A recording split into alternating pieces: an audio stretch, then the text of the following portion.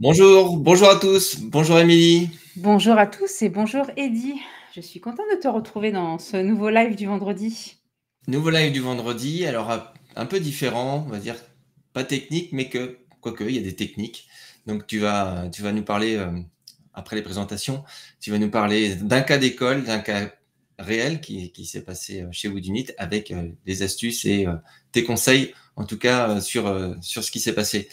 Euh, je me présente, je suis Eddy, coach et formateur à la Woodunit Academy. Je propose des formations sur le FSE, sur Gutenberg, sur l'éco-conception. Donc n'hésitez pas à aller voir ma bio et à me suivre également sur YouTube. Je sors des vidéos pour vous apprendre à maîtriser votre éditeur préféré. Et Émilie, je te laisse te présenter. avec plaisir. Donc, je suis Émilie, la dirigeante cofondatrice de l'agence WordPress Woodenit et de la Woodenit Academy. Et donc, on anime chaque vendredi midi un live tous les deux pour vous partager un peu les coulisses de l'agence Woodenit, les coulisses de tout ce qu'on apprend et tout ce qu'on apprend à nos apprenants au sein de la Woodenit Academy. Et en parlant de tout ce qu'on montre et de tout ce qu'on apprend, effectivement, notre chaîne YouTube, où chaque semaine, on sort de nouvelles vidéos. Et je suis hyper impatiente de la vidéo qu'on sort aujourd'hui, qui est une petite pépite. Eddy vous a préparé une petite surprise. On n'en dit pas plus, mais vivement la mise en ligne en fin d'après-midi, je pense que ça devrait être pas mal. Et si vous voyez cette vidéo, du coup, en replay, on vous mettra le lien dans la description de cette vidéo qui sort, parce que franchement, je suis très contente de ce petit cadeau. Moi aussi, je me suis bien amusé. J'attends avec impatience tous vos retours. Eh On aborde le bien, sujet. oui, parce qu'on n'est pas là que pour rigoler. On est là pour parler des sujets sérieux aussi. Et effectivement, on avait envie de faire un épisode un peu plus sérieux aujourd'hui. Enfin, sérieux, on va dire un peu plus business. Donc, on reste toujours sur le sujet dédié aux agences WordPress et aux freelances. Mais là, au lieu de parler technique, au lieu de parler IA, au lieu de parler Gutenberg, WordPress, etc., on va parler du sujet des relances des paiements. Donc, on va parler business, en fait. Et donc pour ça, je vous ai préparé des petites slides, hein, ça change aussi un petit peu, des petits liens aussi Notion. Bref, on a plein de choses à vous partager ce midi. Donc si tout le monde est arrivé, tout le monde est prêt, eh ben c'est parti, j'ai envie de dire. C'est parti, ça arrive tranquillement, puis il y a la rediffusion. Ce que tu vas nous présenter, c'est valable pour les agences, pour les freelances, pour les petites boîtes, les grandes boîtes, pour tout le monde. Exactement, et même si à la limite, tu n'es pas une agence WordPress, ça peut aussi te parler parce que les sujets qu'on va aborder sont quand même assez génériques au sujet de la relance paiement. Donc, quelle que soit, j'ai envie de dire, ton entreprise, ça peut te parler. Et moi, ce que j'attends avec impatience, c'est de savoir si l'histoire qui nous est arrivée et que j'avais très envie de vous partager, vous est déjà arrivée, ou ça se trouve, ça vous est jamais arrivé, mais ça vous fait peur. Et donc, ça va vous rassurer de vous dire que ça peut arriver et qu'on s'en sort très bien. Donc, bref, vivement qu'on partage un petit peu cette histoire. Et donc, coucou aux gens que je vois qui nous ont rejoints. Spécial coucou à Frédéric, notre ami outre-Atlantique, hein, voilà, qui est en direct du Canada, j'adore. Salut. Et bien donc le sujet des relances clients, on va donc vraiment se concentrer sur la partie paiement, donc comment on fait payer nos factures beaucoup plus rapidement et surtout comment on trouve de la sérénité par rapport à cette question qui peut sembler peut-être hyper simple ou pour d'autres personnes, mais vraiment obscure. Et vous allez voir qu'en fait, il y a des petites techniques qu'on peut s'approprier. Hop, allez, je bascule. Donc, pour ceux qui me découvrent et qui vont découvrir cette vidéo, donc comme je vous le disais, je suis la cofondatrice de l'agence Woodenit.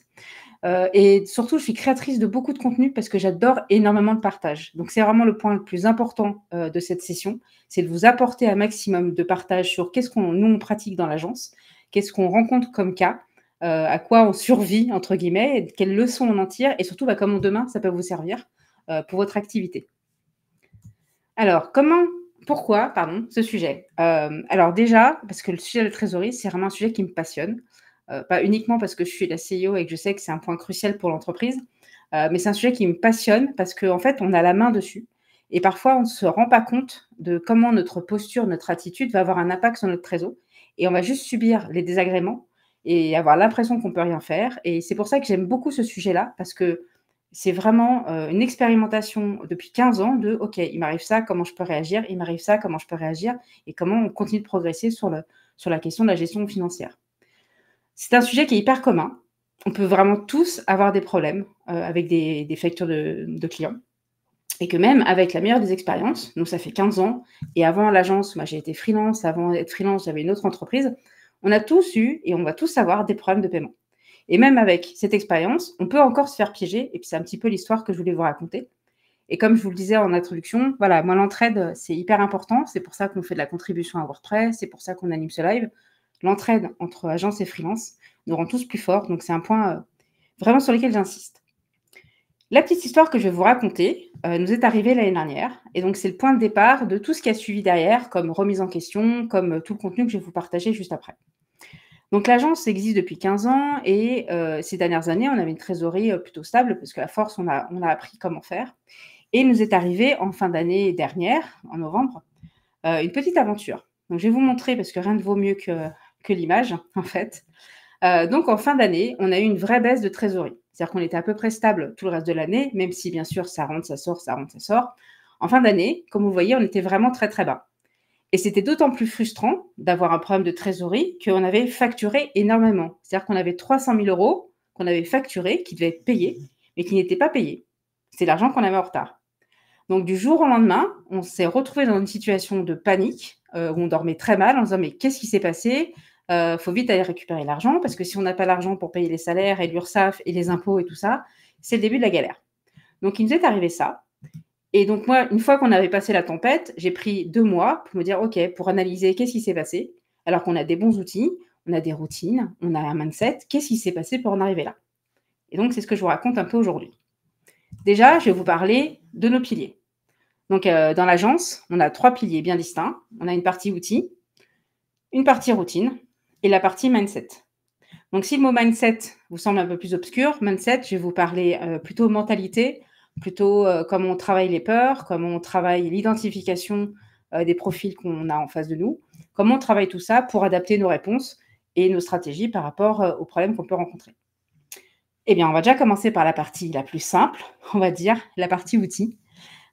Et pour les outils, aujourd'hui, on en a identifié 4 dans l'agence. Donc, on a tout ce qui est partie template de mail, que je vais vous montrer juste après. On a la partie tableau de suivi pour suivre quelles factures sont en retard, quel client nous doit de l'argent, tout ça.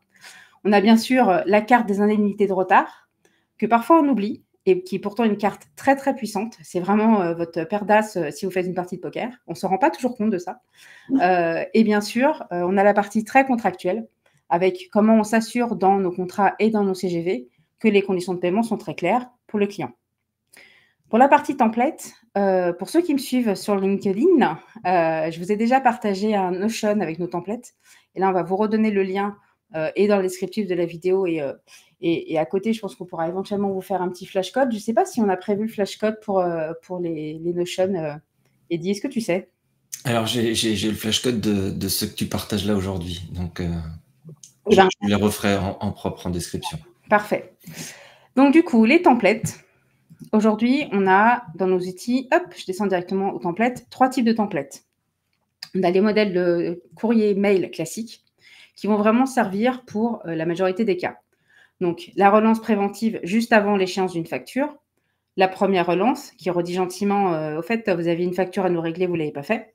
Et après, vous avez tout un système de relance de plus en plus ferme, tout en restant professionnel, avec, on passe ensuite aux recommandés et à l'application des indemnités de majoration. Donc déjà là, vous avez toute une première liste de mails, et c'est déjà là où le mindset peut jouer. Parce que si vous vous dites, allez, je ne vais pas le relancer tout de suite, je vais attendre un petit peu, peut-être que là, j'abuse un petit peu de le relancer aussi vite, c'est là où on va commencer à lâcher du lest, du coup être un peu moins sur le vif, et un peu plus laisser les choses se faire. Vous avez d'autres types de relances qui sont plus liées à l'activité, pour le coup, de maintenance WordPress. Parce que quand vous faites une facture qui n'est pas réglée, c'est-à-dire que la prestation n'est pas réglée, potentiellement, vous n'êtes pas obligé de continuer la prestation. Donc là, c'est important de prévenir votre client que si la facture elle n'est pas réglée sous X, eh bien, votre maintenance, elle expire. Donc ça veut dire plus de mise à jour, plus de sauvegarde, plus de support. Et généralement, ça fait vite réagir le client, voire même beaucoup plus que les indemnités, parce qu'il se dit « oh là là, moi, j'ai pas envie que mon site soit plus maintenu, pas de problème, je procède vite au paiement ». Sachant que là, je parle de mail, mais il est évident qu'avec les clients que vous connaissez, un petit coup de fil, parfois, ça arrange aussi la situation. Mais on a toujours ces mails de prêt pour certains clients. Et les derniers templates sont plus liés par rapport à vos étapes, par rapport à la création de site. À Woodenit, on a tout un système d'acompte. Je pense que vous avez aussi ça si vous faites des sites avec l'acompte de démarrage, les jalons intermédiaires, à partir du moment où on remet les maquettes, ça se passe super bien. Voilà la maquette, la facture correspondante à cette première livraison de sprint, potentiellement une relance pré-livraison. Bref, je vous ai mis tous les modèles qu'on utilise dans l'agence. Surtout, n'hésitez pas à les regarder, à les relire, à vous les approprier, les copier, les coller. Si vous avez des questions, vous n'hésitez pas, vous me les posez et puis je serai ravie d'échanger avec vous. On l'a déjà fait depuis qu'on a commencé à les partager. J'ai eu des retours de confrères et ça nous permet de les améliorer. C'est vraiment top. Je vais passer au second outil qui a l'air super simple, mais qui est ultra puissant. C'est le modèle tableau de suivi. Alors, le tableau de suivi permet de voir les différentes factures, les différents clients, les différents montants. Bref, je vois en un coup d'œil, toutes les factures qui vont être en retard et surtout combien de jours de retard on a. Et derrière, quel type de relance on va envoyer. Et c'est là où nous, on fait le lien entre les différents modèles que nous avons et quel modèle on a pu envoyer au client, ou si carrément on est passé à l'appel téléphonique, etc. Ce tableau, je l'ai vraiment simplifié. On a essayé beaucoup de choses en 15 ans. On a essayé d'utiliser des outils qui faisaient ça automatiquement. On a essayé de faire ça avec celle-ci, qui est l'outil qui nous gère qui gère la facturation. On a essayé de faire un Excel. On a essayé plein de trucs.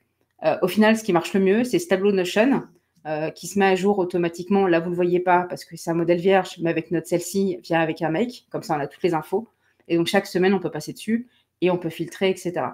On peut bien sûr automatiser derrière plein d'actions, l'envoi des mails et tout. Mais pour l'instant, vu le volume qu'on a à traiter, on le fait encore à la mano. Peut-être qu'un jour, on changera d'idée, mais en tout cas, c'est le tableau de suivi qu'on va consulter chaque semaine, mais j'y reviendrai juste après. Je dis juste que quand tu dis qu'on le fait avec un mec, c'est pas une personne. Mec, c'est un logiciel. Un logiciel qui permet de se faire rencontrer plusieurs software, enfin plusieurs programmes, et donc d'automatiser des choses, c'est-à-dire recevoir un mail ou recevoir un message dans votre logiciel de messagerie et quand il se passe quelque chose ailleurs. Voilà, c'est simplement mec ou Zapier pour certains qui connaissent. C'est ça. Et je crois qu'avant c'était IFTTP. Je crois que c'était ça un truc. Je crois qu'avant Zapier, je crois que c'était IFTTP. Tout à fait. C'est hyper puissant, mec. On pourrait faire d'ailleurs un live juste dessus. Je continue dans les outils, les indemnités de retard. Donc, nous, on s'est fait un petit rappel dans notre Notion pour rappeler comment ça fonctionne. Parce que, pour vous dire, moi, parfois, j'oublie qu'il y a cette indemnité forfaitaire de 40 € qui fait qu'à partir du premier jour de retard, vous pouvez facturer 40 € par facture impayée à votre client qui correspondent pour le travail fait pour la partie relance, pour envoyer le recommandé, etc. Et auquel vous allez ajouter les fameux montants de pénalité qui est multiplié par le nombre de jours de retard. Donc, ça peut aller très, très vite. Et c'est pour ça que ces indemnités sont une menace assez puissante parce que comme ça va très, très vite, le client a intérêt à payer très, très vite aussi. Donc, il suffit régulièrement de sortir cette case-là et ça suffit. On l'a sorti très, très peu de fois. On ne l'a jamais appliqué, pour vous dire. Mais les rares fois où on a sorti notre paire d'as, ça a fonctionné assez rapidement. Et moi, de mon côté, comme ça m'arrive aussi d'oublier de payer les factures, je vous en reparlerai après avec les différents profils de payeurs. Voilà, moi, quand je reçois attention, on va vous prendre des majorations, généralement, ça me rappelle aussi le virement. Donc là, je vous ai fait un premier tour des outils. Maintenant, je vais vous parler de ce qui est à côté des outils, à savoir les routines. Donc, les routines, c'est tous nos rendez-vous récurrents où on va aborder cette question d'outils. Hop. Donc, pour les routines, on en a 2. Et si vous avez déjà votre œil sur chaque jour, ça vous fait peur, mais je vais vous expliquer le chaque jour. Déjà, chaque lundi, on a, moi, une routine de mon côté seule, qui est de regarder le tableau que je vous ai montré et de balayer rapidement le tableau et le Rocket Chart. Le Rocket Chart, c'est mon outil de suivi de trésor qui est plugué à ma banque. Donc, je sais quelle facture a été réglée, qu'est-ce qui est rentré, qu'est-ce qui est sorti. Et je regarde le tableau de suivi pour savoir quel client est encore en retard, quel client à qui on a envoyé un mail n'a pas répondu, etc. C'est vraiment ma première vue du début de la semaine. Et je fais ça le début de la semaine parce que la trésorerie, c'est crucial pour mon agence. Ça doit être le premier truc que je fais chaque semaine, c'est m'assurer que la thune, elle arrive et que si elle n'arrive pas, je mets en place rapidement les actions pour que la thune, elle arrive. C'est vraiment on en revient à la question du mindset. Et chaque jour, et ça, quand on est en alerte orange ou rouge, on est sur le chaque jour, je vais suivre où ça en est. C'est-à-dire que je vais aller regarder le compte, je vais voir qui a payé, je vais aller relancer. et je vais vraiment passer dans cette alerte maximum. Bien sûr, ce n'est pas toute l'année. L'année dernière, ça a été tous les jours pendant au moins 2-3 semaines, le temps que ça se régularise. Et tout le reste de l'année, je ne vais pas le faire tous les jours. Je vais le dire, allez, globalement 2-3 fois par semaine. Mais en fonction de est-ce que les clients là payent bien ou les clients, je vois que ça se relâche, hop, on repasse à une régularité un peu plus forte. Et c'est là où on adapte ses routines. Si on ne fait pas ça, si je lâche, c'est sûr qu'on va dans le mur. Et c'est un petit peu ce qu'on a connu en novembre dernier. C'est-à-dire que comme on avait une bonne situation, les clients payaient régulièrement, on avait de l'argent sur le compte, on arrêtait de faire attention. Et en fait, on arrête de faire attention, mais ça va très, très vite. Quand vous avez des factures qui ne sont pas payées, qui sont de 10 000, 20 000, 30 000, 40 000, et que ce qui sort du compte, c'est 20 000, 30 000, 40 000, ça va très, très vite pour aller dans un sens ou dans un autre. D'où adapter toujours ses routines par rapport à la situation de l'entreprise. Et c'est là où on va basculer sur le côté mindset, qui est vraiment ce qui me fascine le plus, ce qui m'intéresse le plus, que ce soit pour moi ou pour les autres dirigeants, les autres entrepreneurs. Parce que le mindset, c'est vraiment ce qui va faire la différence entre avoir les outils, avoir la routine et que ça fonctionne en fait. Voilà, c'est pour vous redonner l'exemple de l'année dernière, on a perdu le mindset, on a perdu le focus sur notre trésor et immédiatement on l'a payé en fait. Et vraiment, ça va être la différence entre deux sportifs, par exemple. Ils sont tous les deux au courant que pour se muscler, il faut qu'ils aillent à la salle de sport. Ils savent utiliser les machines. Ils savent que pour aller à la salle de sport, il faut y aller 3 fois par semaine. Et il y en a un des deux, au bout d'un moment, qui se relâche, en fait. Il va arriver d'aller à la salle, il va arrêter d'y aller, et ça ne marchera plus. C'est vraiment la différence entre les outils, les routines et comment on arrive à le faire. Et du coup, comme on a arrêté de le faire, ça serait facile de vous dire que c'est juste, on avait de l'argent, on n'a pas fait attention. Mais en fait, c'est beaucoup plus vicieux que ça. Et c'est pour ça que j'ai voulu creuser, un peu analyser, et du coup, derrière, vous restituer toutes les différentes peurs, en fait, tout ce qui s'est joué derrière cette perte de vue de notre trésorerie. Donc, de quoi je vais vous parler? Je vais vous parler de nos peurs, parce qu'on en a des peurs, en fait. On en a tous. Et on a aussi face à nous des clients qui ont leur propre blocage. Parce que ce n'est pas juste nous qui avons peur parfois de facturer. Il y a aussi des clients qui ont peur vraiment de nous payer. Et pourquoi ils ont peur de nous payer? Il y a du coup les différentes postures des clients. C'est-à-dire comment le client se comporte en cas de relance. Comment on distingue ces différents profils et du coup comment on va adapter notre posture, notre relance et nos réponses à ces différents types de clients. Et je vais finir par parler de la bonne posture, à savoir qu'est-ce qu'on attend de nous en tant que dirigeants par rapport à cette situation. Pour la partie peur, j'en ai extrait 5 principales. Je pense qu'il y en a beaucoup plus, mais en tout cas, c'était les 5 que j'avais vraiment le plus besoin de travailler pour nous et puis avec les autres personnes que je coach actuellement dans la Moonlit Academy. La première peur, c'est la peur de l'image. Et moi, je l'ai beaucoup connue quand j'étais freelance il y a très longtemps et je l'avais complètement oubliée. Et elle est revenue, mais sous une autre forme. C'est-à-dire qu'au départ, quand j'étais freelance, je faisais vraiment ce métier passion et je ne voulais pas paraître obsédée par l'argent. C'est-à-dire que presque, j'en parlais pas trop. Je ne voulais pas me vendre trop cher. Je voulais juste montrer que j'étais bonne et que c'était super ce que je faisais. Voilà, ça, c'était vraiment important pour moi. Je ne voulais pas montrer que c'était important l'argent, alors qu'en fait, c'est une entreprise. Donc, bien sûr, l'argent est important. Je pense que ça va parler à tous les freelances. Ouais, c'est la première chose qui me vient en tête quand tu es passé par là. C'est te dire, ah oui, mais non, si je le relance, il va se dire, oui, je pense qu'à l'argent, en fait. Ouais, et ça, c'est ce que j'ai connu au début. Et ce que j'ai connu à nouveau et que je n'ai pas vu tout de suite, c'est qu'on a commencé à se dire que si on relançait les clients, on allait leur montrer que l'agence allait mal. Parce que si on relance pour être payé, c'est qu'on n'a pas d'argent. Et du coup, comme on est pressant, c'est qu'on n'a pas d'argent, donc l'agence va mal. Alors qu'en fait, non. Je veux dire, si on demande à être payé, c'est juste parce que la prestation, elle est finie. Je veux dire, vous allez au restaurant, vous mangez votre repas, à la fin, vous payez l'addition. Il n'y a pas de est-ce qu'on donne l'impression que le restaurant va mal parce qu'on doit payer l'addition. Et en fait, c'est juste évident, mais on l'oublie, en fait. On l'oublie ou alors on se crée des peurs en disant non, on ne va pas relancer tout de suite, ça ne va pas donner la bonne impression au client. On a peur, en fait, de l'image qu'on va renvoyer, en fait. Ou parfois, on est dans une situation pas évidente et on n'ose pas forcément affronter la situation. Mais là, je commence déjà à parler de la peur du conflit, mais je reviendrai juste après. Une autre peur qui est assez résistante, qui est le syndrome de l'imposteur. Et ça, c'est pareil, je pense qu'on connaît tous cette peur-là. C'est au moment de facturer. Est-ce que vraiment ce qu'on facture, ça vaut le prix qu'on facture, en fait? Est-ce qu'au final, nous, on facture 10 000 €? Est-ce que ça se trouve, le client se dit que ça ne les vaut pas du tout parce que ce qu'il a reçu, ça ne correspond pas à ce qu'il s'attendait pour 10 000 €? Est-ce que les autres agences font mieux pour 2 fois moins cher? Ça, on ne sait pas. Ou ça se trouve, ils font 15 fois mieux pour 2 fois moins cher, on ne sait pas. Donc, on a un petit peu ce syndrome de l'imposteur, de se dire, OK, est-ce que mon travail vaut vraiment ce prix? Et donc, on ose à peine envoyer la facture une fois que c'est fini. Une autre peur qui est assez fréquente, qui est une peur qu'on peut retrouver sur pas mal de métiers, mais notamment sur la partie facturation, c'est la peur du conflit. Parce que les gens, ils n'aiment pas la confrontation. Ils n'aiment pas aller, voir qu'une situation peut être conflictuelle et réclamer son dû, en fait, ça peut être vu comme une relation conflictuelle. Parce que peut-être qu'en face de vous, le client a déjà exprimé qu'il n'était pas content, en fait. OK, il n'est pas content, OK, ça lui convient pas, mais ça ne veut pas dire qu'il n'a pas l'obligation de vous payer, en fait. Ça ne remet pas forcément en question. Et là, il peut y avoir ce qu'on appelle une négociation. C'est juste quelque chose de normal, en fait.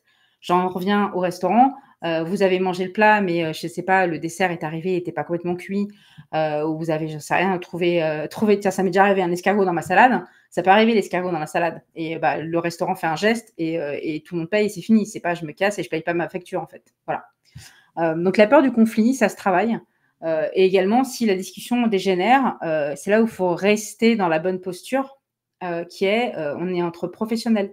Donc il n'y a pas de raison qu'on se mette dessus, qu'on perde nos moyens. Factuellement, il y a un travail qui a été fait. Factuellement, il doit être payé. Ça fait partie du contrat et des CGV. Et souvent, avec le conflit, va la peur de perdre le client. Donc ça, c'est une conversation qu'on a un peu souvent dans l'agence. Dès qu'on est un petit peu en situation un peu conflictuelle avec un client, on se dit mais est-ce qu'on va perdre ce client si on n'est pas d'accord avec lui, s'il y a conflit? Mais en fait, pas forcément. En fait, déjà, le fait qu'on ne soit pas d'accord sur un point, ça ne va pas forcément ruiner toute la relation qu'on a construite. Ça, c'est clair. Et après, oui, ce client peut partir. Ça, c'est normal. Au bout de X années, c'est normal qu'on puisse perdre des clients. Et oui, il faut toujours s'interroger de si on perd ce client-là, comment on le remplace sur le chiffre d'affaires. C'est pour ça qu'il ne faut pas que votre client représente trop de pourcentage de CA, parce qu'effectivement, s'il s'en va, c'est compliqué. Mais il ne faut pas vous dire, je ne vais pas lui demander de payer par peur de le perdre. Parce que si vous ne payez pas, du coup, vous ne facturez pas, vous ne encaissez pas l'argent, vous ne pouvez pas payer vos salariés, vous ne pouvez pas vous payer vous. En gros, vous n'allez pas perdre le client, mais c'est le client qui va vous perdre, quoi. J'exagère, mais c'est un petit peu ça. La dernière peur est celle qui me tient le plus à cœur parce que c'est celle que j'ai le plus vécue en novembre dernier. Parce que comme c'était une situation qu'on n'avait pas connue depuis très longtemps, ce problème de trésor, il m'est arrivé de me dire en fait que si j'ai un problème pour me faire payer, si j'ai ce problème de trésor, c'est que je ne suis pas une bonne chef d'entreprise. Qu'en fait, une bonne chef d'entreprise n'a pas de problème de relance de paiement. Une bonne chef d'entreprise est bien rodée, tous les paiements sont faits en temps et en heure, il y a zéro problème. Et en fait, pas du tout. Pas du tout, pas du tout. C'est une impression que vous avez, mais en fait, n'importe quelle entreprise a des problèmes de paiement. Ça n'existe pas, une entreprise qui n'a pas de problème de paiement. J'essaie de me rappeler depuis que j'ai lu cette histoire à chaque fois et que je suis dans cette situation, à ce joueur de tennis, Federer, je crois que c'est ça, Eddy, je crois qu'on avait déjà parlé de Federer, qui a expliqué qu'il est parmi les meilleurs joueurs de tennis, mais il gagne à peu près 54% de ses points. Donc, il ne gagne pas 100% de ses points. Et ce n'est pas parce qu'il ne gagne pas 100% de ses points que ce n'est pas un bon joueur de tennis, en fait. Donc, à chaque fois, j'essaie de me rappeler de ça, que ce n'est pas parce que j'ai un client qui ne paye pas que je suis une mauvaise chef d'entreprise. Par contre, comme je suis chef d'entreprise, je sais ce qu'il faut faire pour que ce client me paye. Je sais quelle relance je dois envoyer, quelle posture je dois apprendre. Je sais le mindset qu'il faut que j'ai, en fait. Et si je l'oublie, j'ai un coach qui me botte les fesses et ça me rappelle un peu, ça remet l'église au milieu du village, comme on dit. Voilà. Donc, la peur de l'échec est normale. Mais voilà, essayez de le dépasser. Parlez-en à des confrères, parlez-en à des coachs. Regardez des documentaires sur les échecs des joueurs de tennis. Vous allez voir, ça aide vachement. Je me dépêche, je vois l'heure. J'essaye de rester dans le timing. On va parler côté client, parce que là, on a parlé beaucoup de nous. Et les clients peuvent avoir des blocages aussi à vous payer. Et moi-même, parfois, j'ai des blocages pour payer les prestataires. Ça m'est arrivé. Et en fait, il y a 3 principaux blocages qui peuvent arriver. Le premier, on va rentrer un peu dans la psycho, un peu neurologique. L'aversion à la perte. En fait, je ne sais plus où j'ai lu cette étude comme quoi il y a la partie de notre cerveau sur la douleur est sollicitée quand on doit payer, parce que payer, c'est comme si on perd quelque chose, en fait. Et moi, quand je dois payer des freelances, je suis contente de leur travail, ce n'est pas la question. Je suis d'accord sur le prix, ce n'est pas la question, mais j'ai l'impression de perdre quelque chose parce que, en fait, je leur donne quelque chose, en fait, je leur donne de l'argent. Donc, c'est moins de chiffres chez moi. Et en fait, c'est la même chose côté client. Parfois, des clients qui donnent l'argent de leur entreprise. Donc, c'est sûr que quand vous travaillez avec des DSI, des responsables marketing, c'est pas leur argent directement, il y a forcément moins ce blocage. Mais si vous travaillez avec des entreprises plus petites, ils vous donnent quelque chose en fait. Donc, ils peuvent avoir quelques difficultés. Mais ça, c'est pareil, il y a des réponses qu'on peut leur faire, il y a plein d'accompagnements pour que ce ne soit pas le cas. Et pour le second blocage, je plaide coupable, la procrastination, l'administratif et régler les factures. Moi, plein de fois, ça m'arrive. Le freelance m'envoie la facture et je dis ouais, pas de problème, et je la mets dans un coin et je procrastine et je dis ouais, je le paierai demain, je le paierai la semaine prochaine. Je ne remets pas en question le fait que je veux le payer, je ne remets pas en question le prix, juste je sais que je procrastine. Et donc, face à ça, côté prestataire, on peut agir, en fait. On peut faire des relances, on peut mettre des gens en copie, tout en restant courtois, professionnel, etc. Faut juste pas se dire que la personne ne veut pas payer, il faut juste se dire qu'elle procrastine un peu, donc il faut un peu l'aider. Et le troisième blocage, celui-là est un petit peu plus pervers. On en a quelques-uns, mais pas beaucoup. Et généralement, ce blocage, on le voit à d'autres moments du projet. On a des clients qui aiment bien tester les limites. Pour savoir combien ils peuvent vous demander en plus, à combien de temps ils peuvent faire traîner la facture avant de vous payer. C'est un petit peu comme des enfants qui vous testent un peu sur les limites. Et on va revenir juste après avec le profil du négociateur. Vous allez voir, c'est un peu ce profil-là. Mais voilà, ça s'identifie aussi et on a des petites réponses. Alors, du coup, quel profil de client? On a un petit peu cartographié, nous, en interne, les profils de clients. Pour qu'on puisse en discuter et se dire à chaque fois, par rapport à telle typologie de client, comment nous, on va se positionner en face. Je me suis un peu amusée, presque le jeu des 7 familles. D'ailleurs, Edith, tu m'as donné une super idée qu'il fallait que je fasse la même chose côté agence. Je pense que ça peut être un truc assez cool à faire. Ça va être intéressant. Il y a Frédéric qui te dit que c'est pas bien. Je sais que c'est pas bien. Et vraiment, c'est pas la mauvaise volonté, hein. C'est vraiment j'oublie. Donc, j'essaie de me faire plein de reminders, etc., pour pas que ce soit les freelances qui me relancent ou mon assurance. Mais c'est vrai que, et sinon, je mets en place des prélèvements, comme ça m'évite d'y penser, en fait. Voilà. Mais vraiment, je n'y mets aucune mauvaise volonté. Donc, on a identifié 5 profils. Le premier profil, je pense que ça va vous parler normalement, vous allez me dire. Le premier profil, c'est celui du perfectionniste. Donc, le perfectionniste, c'est celui qui va s'appuyer sur n'importe quel détail pour pas vous payer. Il va vous dire qu'il reste encore un petit bug à corriger, qu'il a vu sur une des pages qu'il reste encore un alignement, qu'il y a encore ça et ça qui fait qu'il ne peut pas vous payer. En fait, il va chercher le moindre petit détail pour pas payer la facture, en fait. Donc ça se cadre. Il y a des réponses qui sont faites en adéquation. Et la peur... Il a peur qu'on le lâche, quoi, en fait. En fait, il a peur qu'on le lâche. Ouais. Une fois que j'ai payé, ils vont fermer la porte et puis c'est ça. J'aurai plus de communication. Et c'est pour ça que la garantie aide beaucoup à les rassurer, parce qu'en fait, en dépit du paiement, il y a encore X semaines où on pourra encore corriger les retours, en fait. Donc ça, ça rassure ce type de personnes, en fait. Voilà. Donc oui, ça, c'est juste... ils ont juste peur qu'une fois que c'est payé, on ne fasse plus rien, en fait. Ce qui peut se comprendre, hein, bien sûr. Le profil que je déteste le plus, mais je ne dis pas trop fort, c'est le négociateur. Je le déteste parce que j'aime bien qu'on soit dans les rapports gagnant-gagnant, un peu égalité. Et il y a des gens qui n'aiment pas ça. Il y a des gens qui aiment bien avoir le sentiment que c'est eux qui ont gagné. Et même s'ils ont un petit rabais de 5 €, même s'ils ont un petit rabais de 1%, ils ont quand même l'impression d'avoir gagné quelque chose. Ça, j'aime pas trop, mais bon, je les comprends. Et donc, c'est des gens qui vont constamment négocier. Par contre, ils vont tout négocier. Ils vont négocier le contrat, ils vont négocier les temps qu'on va annoncer, il va négocier la facture, il va tout négocier parce qu'il veut avoir le sentiment de gagner quelque chose. Donc là, c'est pareil, il y a des petites techniques pour quand on est face à ce type de personnage un petit peu adapté. Et ce qui est super rigolo, c'est qu'on a constaté depuis des années que ce sont ces profils-là qui nous recommandent le plus.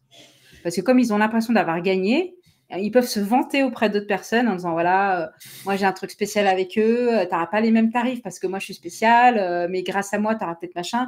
Voilà, ça les met dans une bonne position par rapport à nous et par rapport à des personnes à qui ils nous recommandent. Donc c'est un peu rigolo. Donc la solution, nous, c'est qu'on met un meilleur négociateur en face.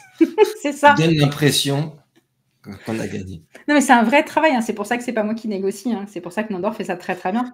Parce que Nandor a une bonne compréhension des besoins de la personne en face, en fait. Et on peut également comprendre que la personne souhaite négocier, hein. Toujours pareil, on comprend la partie en face, quoi. Je fais attention à l'heure, il est déjà 13h30. Mon Dieu, j'allais très très vite du coup. Le chaotique, vous l'avez compris, c'est moi. c'est la personne qui procrastine, c'est la personne qui perd la facture, et toujours la personne qui est de très bonne volonté, qui veut bien sûr vous payer, mais qui perd la facture. Donc, face à ça, mettre en place les bonnes relances, toujours remettre bien sûr la facture en pièce jointe, c'est ce qui marche le mieux. Profil relationnel, c'est le client qui a envie d'être copain. Donc, il va forcément aller dans un périmètre un peu moins professionnel. Donc, il faut constamment toujours bien le remettre dans la bonne case, en fait. Et il va commencer à vous dire, voilà, comme notre relation, elle est spéciale, pouvons en faire un peu plus.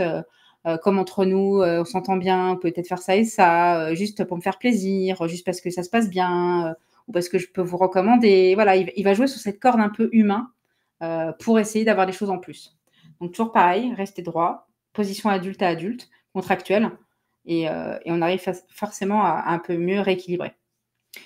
Et le dernier, qui est le profil qu'on a de plus en plus souvent, parce que plus vous allez aller sur des gros contrats, plus vous êtes face à des personnes qui ont des process. Donc le systémique, c'est le client qui a des process, parce que c'est pas lui, c'est sa direction, et la direction, elle a une direction, et que les process, c'est on vous paye à J+100, et il faut 3 factures, 5 bons de commande, 3 récépissés, etc. Et ben, ce type de client, il y en a pour qui on ne peut rien faire, mais c'est pas toujours le cas. Ça fait partie de la négociation, en fait. OK, vous payez à 100 jours, mais dans ce cas-là, il y aura ça et ça et ça. Voilà, c'est la négociation. Donc, toujours essayer d'identifier quel type de client vous avez en face pour adapter votre réponse et votre cadre pour que ce soit un maximum à égalité. Et je vais finir par ça très rapidement. Donc, on en vient à la question de la posture. Donc, comment toujours on travaille jour après jour pour avoir une relation très saine à l'argent. C'est normal de demander de l'argent, c'est normal d'être payé, c'est normal d'avoir une valeur de votre travail. C'est juste, ça fait partie du travail de chef d'entreprise en fait. Et toujours garder une communication assertive, factuelle. On n'est pas agressif, on n'est pas dans l'excuse, on s'excuse jamais de réclamer une facture. C'est la facture, on vous la doit, on ne va pas s'excuser de vous relancer en fait, c'est juste normal. On essaie de vraiment croire en soi, de travailler sa confiance en soi. Et je le répète beaucoup, mais moi, je ne le fais pas seule. C'est-à-dire que j'ai un associé qui m'aide beaucoup. J'ai une coach, sans qui j'y arriverai pas non plus, parce que on a besoin parfois de quelqu'un d'extérieur pour nous aider. C'est aussi du travail que je fais moi, en lecture, en vidéo, en écriture. Bref, c'est quelque chose qui se travaille, la posture.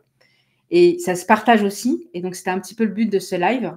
C'était de vous dire en quelques lignes que, en fait, nous, c'est ce qui nous a fait défaut en fin d'année, en tout cas à moi.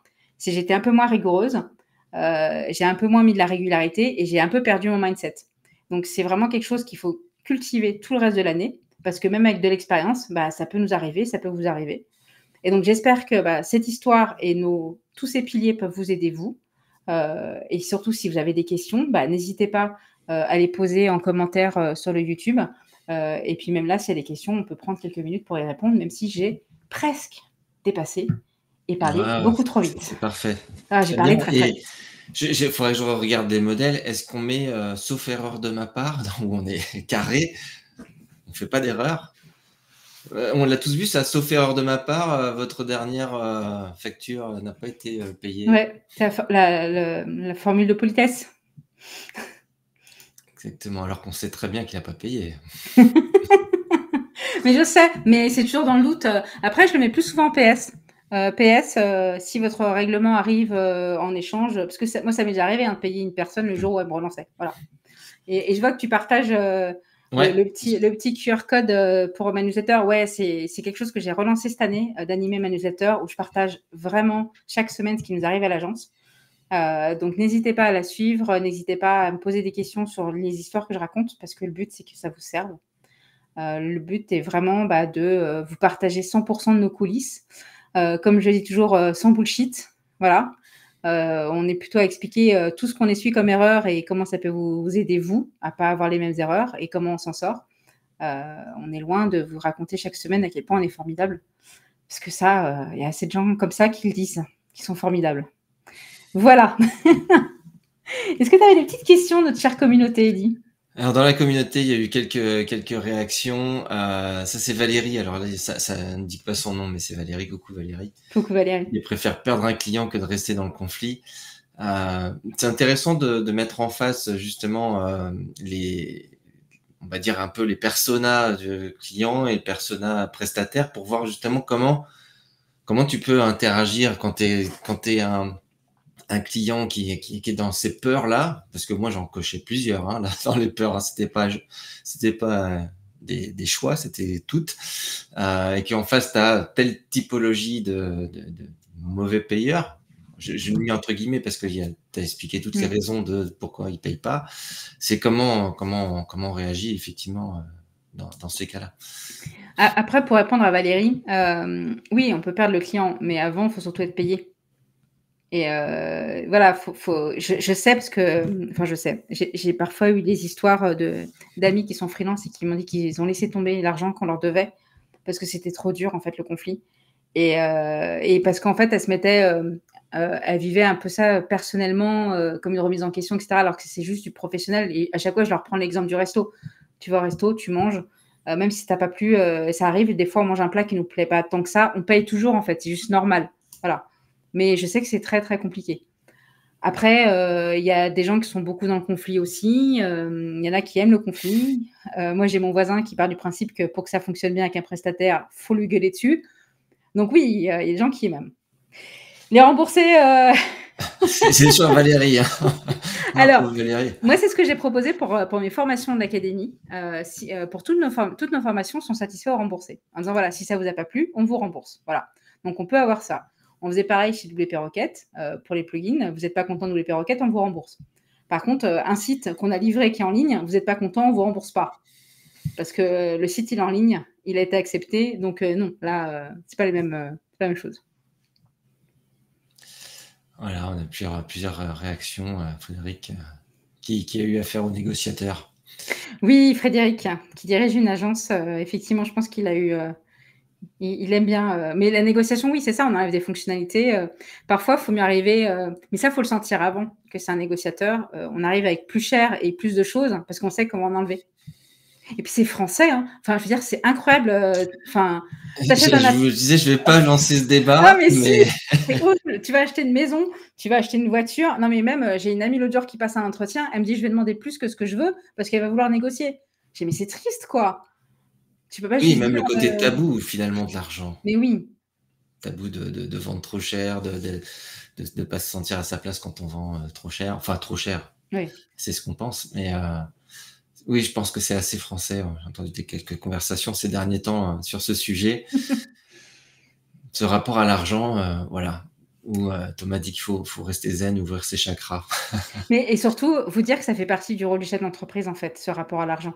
C'est-à-dire qu'on soit freelance ou qu'on dirige une agence, il faut qu'on soit à l'aise avec cette question parce que c'est ce qui nous permet derrière de continuer notre activité. Donc, il faut être à l'aise de se dire, bah voilà, j'ai fait un travail, je mérite d'être payé, c'est juste normal, en fait. Voilà.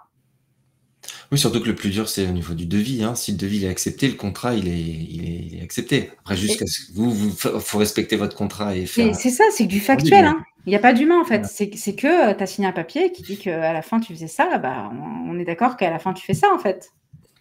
Mais il y a tellement de choses qui rentrent en jeu, il y a tellement de peur, il y a tellement de choses que parfois, on sort de ce côté très factuel. Et d'où là l'intérêt d'avoir une autre personne à côté de soi ou d'avoir un coach qui nous ressort la tête de nos peurs et de nos blocages et qui nous rappelle que non, mais là, il faut rester dans un cadre, dans le contrat. Et du coup, il faut des contrats. Il y a ça aussi. Je ne citerai pas de nom, mais je sais qu'il y a des gens qui ne font pas de contrat. Voilà. Là, enfin, pas de contrat ou qui n'ont pas forcément d'écrit. Voilà. Et parce que c'est un copain, on s'est mis d'accord. Ouais. Bah, écoute, Émilie, je te tire mon chapeau d'avoir parlé de ce sujet. Parce que oui, ça peut être tabou. C'est pas évident. Mon chapeau à toi et à tous ceux qui gèrent ça. Parce que bah, voilà, quand on est après juste employé, bah, on est content de parfois pas savoir ce qui s'est passé en trésor, de recevoir son salaire à la fin du mois et de pas avoir ce mindset, en tout cas professionnellement. Après, il faut l'avoir dans Vous en avez d'autres. Mais voilà, exactement. Mais donc voilà, c'est des sujets. J'espère que n'hésitez pas à partager cette vidéo à tous ceux qui sont auto-entrepreneurs. Même que ça ne se fait pas dans WordPress, hein, vous avez vu, ça fonctionne pour tout. Dès que vous vendez vos prestations, en fait, hein, et dans une petite ou une grande agence. Top. Donc encore merci. Merci. Merci à toi de m'avoir accueilli. J'ai envie de dire, bah oui, c'est gentil. Voilà. Et puis bon, passe le week-end. Et puis lundi, attention, regarde la compta. tous les Ouais, lundis. c'est tous les lundis avec mon petit matcha. Voilà, c'est mon petit rituel matcha, matcha compta. Allez, merci. Bah oui, bon Et à appétit à tout le tous. monde. Bon Ouais, appétit. Ciao. ciao.